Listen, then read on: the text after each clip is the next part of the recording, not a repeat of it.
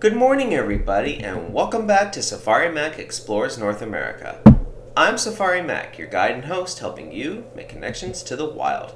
Now, I know last week that I said that we were going to go on a marathon race with the caribou, but after thinking it over, I decided that we needed to instead skip over the tundra and go straight to the North Pole, or the Arctic Circle, in search of a creature that I refer to as the king of the Arctic, the polar bear, otherwise known as Ursus maritimus.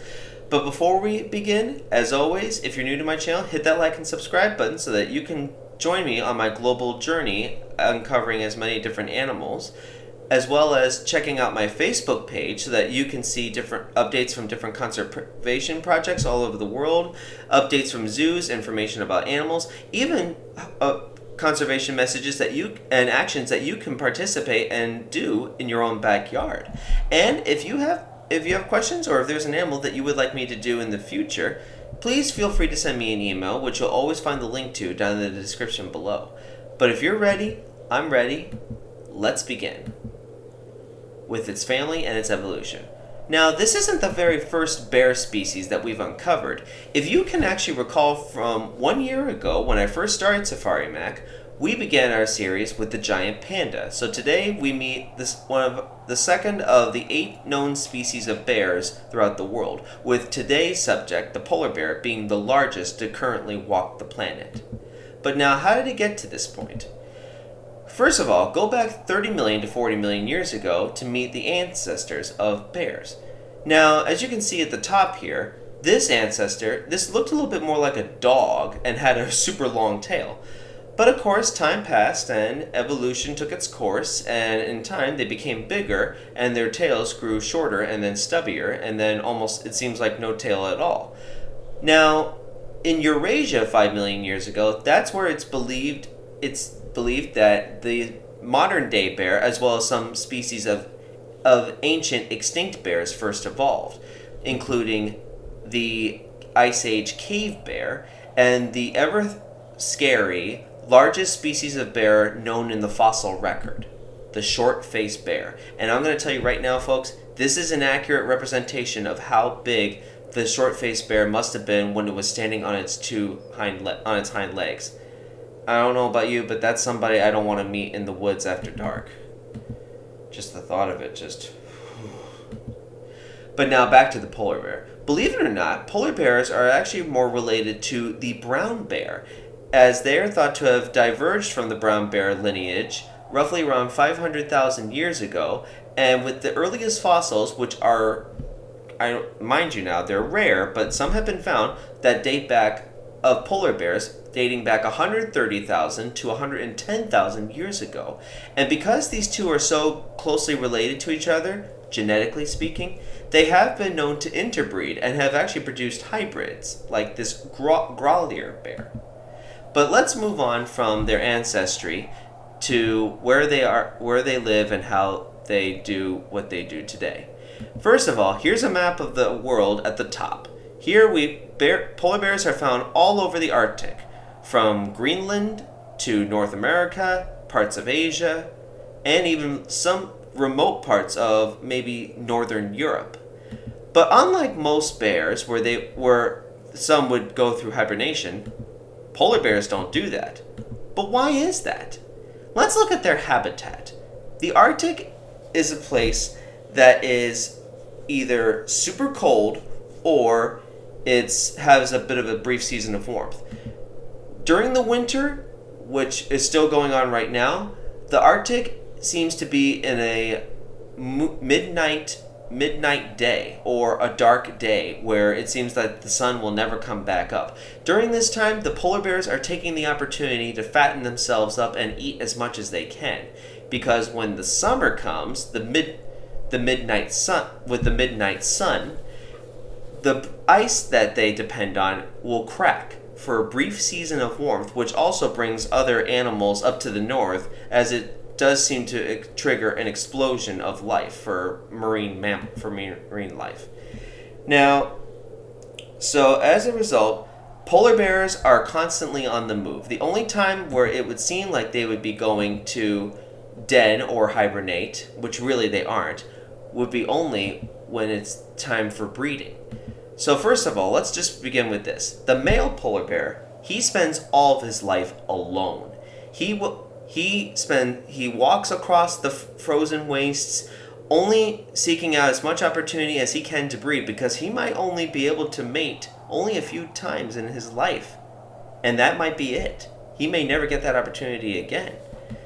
While the females, for 6 months, females usually when they get close to ending their pregnancy, they den up, they go into their den, and they sleep out the winter and give birth in the dark of night, usually to twin cubs, as 1 can happen, but 3 is usually just incredibly rare. But after 6 months, mom emerges with her 2 cubs, and they begin the wandering life of polar bears, walking across the Arctic ice looking for food. In fact, survival is so demanding in the Arctic that the cubs need to stay with their mom for at least 3 years, learning what it means to be a polar bear, hunting and swimming. Speaking of hunting, let's see what's on the menu. For a polar bear, meat is the only thing that can satisfy their appetite, and they have big appetites. In fact, they are known to eat seals that live on the ice, like these guys, which also will include walrus.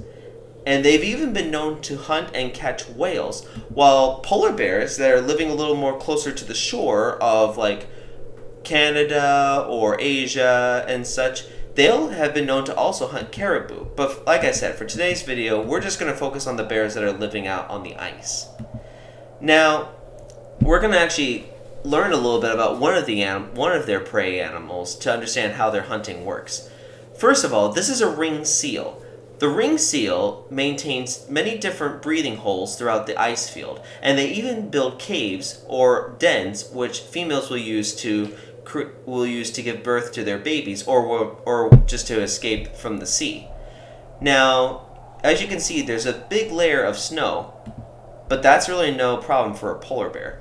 Because bears have extremely poor eyesight and only fair hearing, they have to rely on their sense of smell. And for a polar bear, their sense of smell is so strong, they can actually smell through 3 feet of snow. That'd be like hunting using only X-ray vision.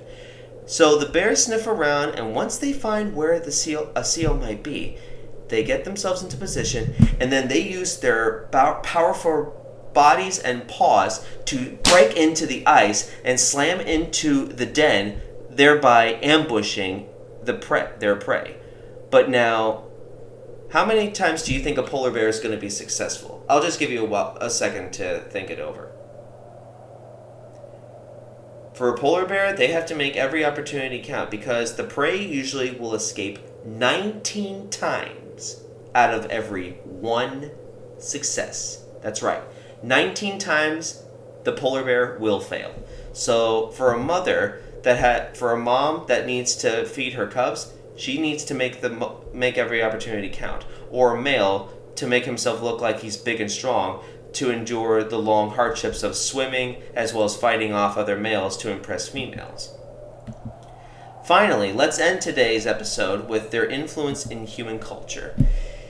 It really is no wonder that these bears are so beautiful and so revered in human cultures. It's been that way for thousands of years. In the Middle Ages, white bears were considered to be really so rare that the Europeans thought that they were just an anomaly. They just believed they were more familiar with the brown bear or black bears.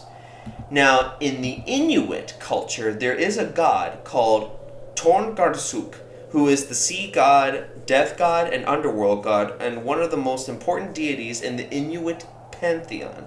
And then, of course, because of their otherworldly appearance, they have appeared in many different forms of fiction, from Sasaki Quank's The Orphan and the Polar Bear to Philip Pullman's famous His Dark Materials series with Jorg Bjørnson from The Golden Compass. Now, ladies and gentlemen, I'm afraid that's all I have time for today with this week. So be sure to join me next week as we continue our trek across the ice field with the polar bear. But until next week, this is Safari Mac, and I'll see you all out there.